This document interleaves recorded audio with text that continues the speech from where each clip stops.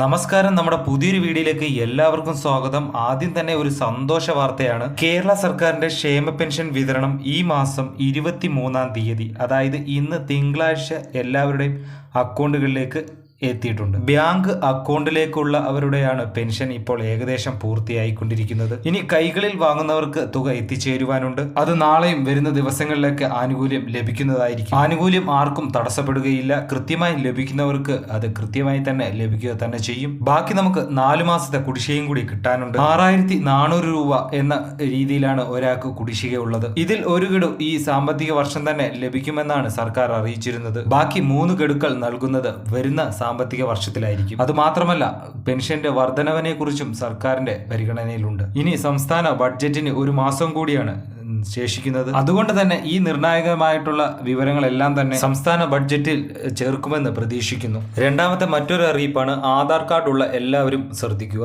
ആധാർ കാർഡിന്റെ അപ്ഡേഷനുമായി ബന്ധപ്പെട്ട് ഇപ്പോൾ നമുക്ക് അക്ഷയ കേന്ദ്രങ്ങളിലൊക്കെ നമുക്ക് നമ്മുടെ ആധാർ കാർഡ് തിരുത്തുവാനുള്ള സമയമുണ്ട്. അടുത്ത മറ്റൊരു അറിയിപ്പാണ്, ക്രിസ്മസ് ന്യൂ ഇയർ പ്രമാണിച്ച് റേഷൻ കാർഡുകൾക്ക് ഒരുപാട് സബ്സിഡി പ്രോഡക്റ്റുകൾ നമുക്ക് വാങ്ങാൻ പറ്റുന്നതാണ്. ആനുകൂല്യങ്ങൾ എല്ലാവർക്കും ലഭിക്കുന്ന രീതിയിലുള്ള ക്രമീകരണങ്ങളും ചെയ്തിട്ടുണ്ട്. ഈ ചാനൽ ആദ്യമായിട്ടാണ് കാണുന്നതെങ്കിൽ ഒന്ന് സബ്സ്ക്രൈബ് ചെയ്ത് നോക്കുക. ഇതുപോലുള്ള ഇൻഫർമേഷൻ പെട്ടെന്ന് തന്നെ നിങ്ങളിലേക്ക് എത്തുവാൻ സഹായിക്കുന്നതായിരിക്കും. അടുത്ത നല്ലൊരു വീഡിയോയിൽ കാണാം. Good bye.